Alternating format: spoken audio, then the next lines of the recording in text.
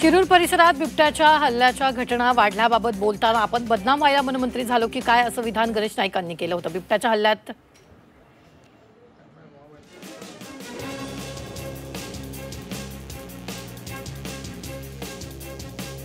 कावरेंचा 11 विरुद्ध 6 मतांनी विजय झालेला आहे। विद्या कावरे पारनेरच्या नव्या नगराध्यक्ष आहेत। अहिल्यानगरच्या पारनेर नगरपंचायतीच्या नगराध्यक्षपदाचा पदभार डॉक्टर विद्या कावरेंनी स्वीकारला। नुकताच कावरेंनी 11 विरुद्ध 6 मतांनी विजय संपादन करत नगराध्यक्षपदाला गवसणी घातली। मावळचे आमदार सुनील शेळकेंनी पत्रकार परिषद घेत तळेगाव दाभाडे नगर परिषदेतील पहिली उमेदवारांची यादी जाहीर केली आहे। महायुती म्हणून राष्ट्रवादी काँग्रेसच्या पहिल्या 9 अधिकृत उमेदवारांची घोषणा करण्यात आली। तळेगाव दाभाडे नगर परिषदेसाठी राष्ट्रवादी एकूण 17 जागांवर तर भाजप 11 जागांवर निवडणूक लढवणार आहे। वंचित बहुजन आघाडीनेही उमेदवार घोषित केले। नगराध्यक्ष पदासाठी 4 ठिकाणांहून उमेदवारांची नावे जाहीर करण्यात आली आहे। बार्शी टाकळी नगरपंचायतीसाठी अख्तर खातून, अलीमुद्दीन मूर्तिजापूर आणि नगर परिषदेसाठी शेख इम्रान शेख खलील अकोट, नगर परिषदेसाठी स्वाती मंगेश चिखले आणि तेल्हारा नगर परिषदेसाठी विद्या सिद्धार्थ शामस्कार यांच्या नावाची घोषणा करण्यात आली। सोलापूर राष्ट्रवादीची जम्मू कार्यकारिणी जाहीर करण्यात आली। राष्ट्रवादी शरदचंद्र पवार पक्षाचे माजी जिल्हाध्यक्ष बळीराम काका साठे यांचा देखील जिल्हा कार्यकारिणीत समावेश करण्यात आला। बळीराम साठेंचा अद्याप राष्ट्रवादीत अधिकृतरित्या प्रवेश झालेला नाहीये, मात्र प्रवेश होण्यापूर्वी जिल्हा कार्यकारिणीमध्ये प्रदेश प्रतिनिधी म्हणून साठेंचा उल्लेख करण्यात आला। महायुतीच्या नगराध्यक्षाचा उमेदवारी अर्ज दाखल करण्यात आला। रत्नागिरीच्या खेडमध्ये पहिला अर्ज दाखल झाला। माधवी राजेश बुटाला यांची शिवसेनेचे अधिकृत उमेदवार म्हणून घोषणा करण्यात आली। यानंतर शहरातून भव्य मिरवणूक देखील वाजत गाजत काढण्यात आली। यवतमाळ जिल्हा मध्यवर्ती बँकेच्या पदभरतीला स्थगिती देण्यात आली। बँकेत लिपिक आणि शिपाई अशा एकूण 133 पदांची वादग्रस्त भरती प्रक्रियेला स्थगिती कायम आहे। बँकेचा एनपीए 53% पोहोचला असल्याने पदभरती घेऊ नये अशी मागणी आमदार बाळासाहेब मांगुळकर आणि संतोष बोरेले यांनी केली होती। यवतमाळच्या पुसदमध्ये महाविकास आघाडी संयुक्तपणे लढणार आहे। तर नगराध्यक्ष पदाचा उमेदवार काँग्रेसचा राहणार असल्याची घोषणा माजी आमदार वजाहत मिर्झा आणि राष्ट्रवादी शरदचंद्र पवार पक्षाचे प्रदेश सरचिटणीस शरद मैद यांनी केली आहे। त्या 2 ते 3 दिवसांमध्ये जागा वाटप जाहीर करण्यात येईल। नागपूर महापालिकेच्या निवडणुकांसाठी काढण्यात आलेल्या प्रभागनीय आरक्षणाच्या सोडतीत काही दिग्गज माजी नगरसेवकांना धक्का बसला। काँग्रेसचे राष्ट्रीय महासचिव प्रफुल्ल गुडधे, भाजपचे बाल्या बोरकर यांचा समावेश आहे। काही नेत्यांना या आरक्षणामुळे इतर प्रभागांकडे धावाधाव करावी लागणार आहे। वाशिम जिल्ह्यातील 4 नगर परिषद आणि नगरपंचायतीसाठी नामांकन प्रक्रिया सुरू झाली। रिसोड नगर परिषदेतील अपक्ष उमेदवार सतीश इरतकर यांनी आपला अर्ज दाखल केला, मात्र इतर कोणत्याही उमेदवारानं अद्याप अर्ज दाखल केलेला नाही।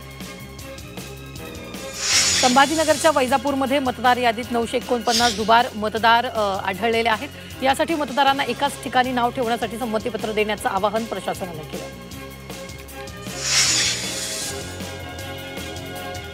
नागपूरमध्ये महानगरपालिका आणि नगरपंचायत निवडणुकीच्या पार्श्वभूमीवर महायुतीच्या स्थानिक नेत्यांची बैठक पार पडली। अर्ज भरण्यासाठी काही दिवस शिल्लक आहेत। अद्याप उमेदवार निश्चित नसल्यामुळे याबाबत बैठकीत चर्चा झाली। वाशिम जिल्ह्यात निवडणुकीसाठी प्रशासन सज्ज झाले। निवडणुकीत कोणतेही गैरप्रकार होऊ नयेत म्हणून जिल्हाभरात कडक तपासणी सुरू केली। अकोला हैदराबाद महामार्गावर सर्व वाहनांची तपासणी केली जाते। येवल्यात आगामी निवडणुकांसाठी राष्ट्रवादी काँग्रेसकडून इच्छुकांच्या मुलाखती सुरू झाल्यात। निवडणुकीत जय पराजयाचा विचार न करता मंत्री छगन भुजबळ आणि पक्षाशी एकनिष्ठ असलेल्या कार्यकर्त्यांनाच संधी दिली जाणार। छत्रपती संभाजीनगरच्या वाळूज एमआयडीसी लगत प्रस्तावित आरापूर एमआयडीसीसाठी भूसंपादन प्रक्रिया सुरू होणार होती। जमिनीचे दर ठरवण्यासाठी उद्या आयोजित करण्यात आलेली बैठक नगर परिषद निवडणुकीमुळे रद्द करण्यात आली।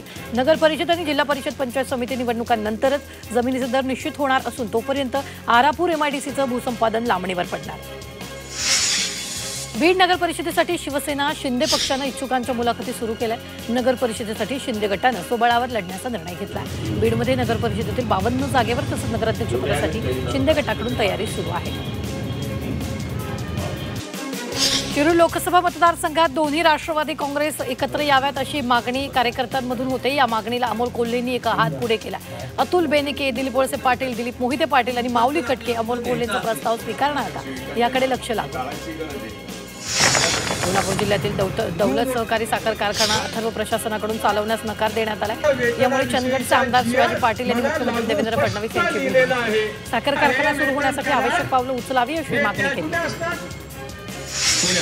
नगरपालिका नगरपंचायत बैठक निवडणुकीच्या पार्श्वभूमीवर काँग्रेसची बैठक पार पडली। यापूर्वीही केदार गटानं उमेदवारांची मुलाखत घेतलेली आहे। तर त्यामुळे एकीकडे केदार गटाला मनमानीला चाप बसलेला आहे।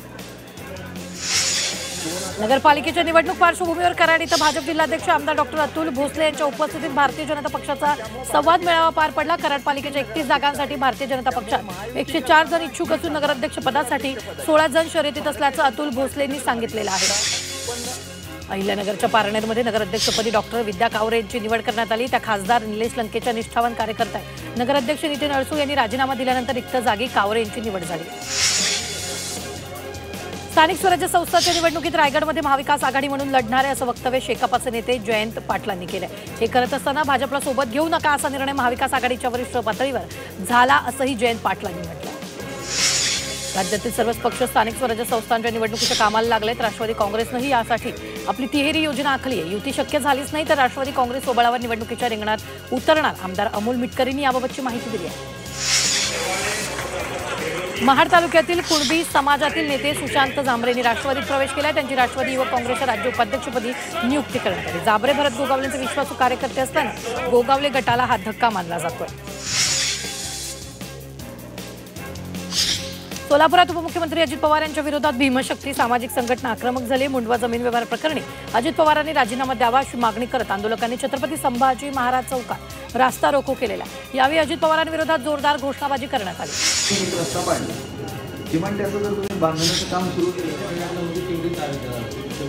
छत्रपती संभाजीनगरच्या सर्वे क्रमांक 31 वरच्या शत्रू संपत्ती म्हणून प्रशासनाने घेतलेली नोंद रद्द करून खासगी नावं पुन्हा PR कार्डवर लावली।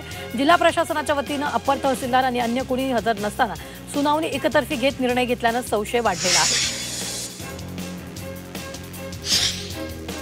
साताऱ्यातील जोशी विहारमध्ये राज्यस्तरीय दांडपट्टा अजिंक्यपद क्रीडा स्पर्धा पार पडल्या। स्पर्धेतील विजेत्या खेळाडूंना यावेळी बक्षीस वितरण करण्यात आलं। तसंच खेळात उत्कृष्ट कामगिरी करणाऱ्या खेळाडूंना ट्रॉफी आणि सन्मानपत्र देऊन गौरवण्यात आलं। फलटणमधील जिंती गावात काळ भैरवनाथ जन्मोत्सव साजरा करण्यात आला। जितोबा मंदिरात हजारो पणत्या लावून दीपोत्सव साजरा करण्यात आला। यावेळी भाविकांनी मोठ्या प्रमाणात गर्दी केली होती।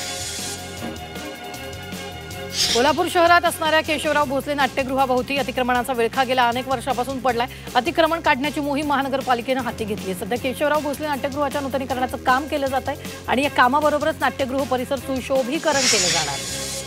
नाशिकच्या सिन्नर निफाड रस्त्याची दुरवस्था झाली। रस्त्यावर ठिकठिकाणी पडलेल्या खड्ड्यांमुळे इथं नागरिकांना आणि वाहन चालकांना मोठ्या त्रासाला सामोरं जावं लागतंय। सार्वजनिक बांधकाम विभागाच्या दुर्लक्षामुळे हा रस्ता आता अपघात प्रवण बनला।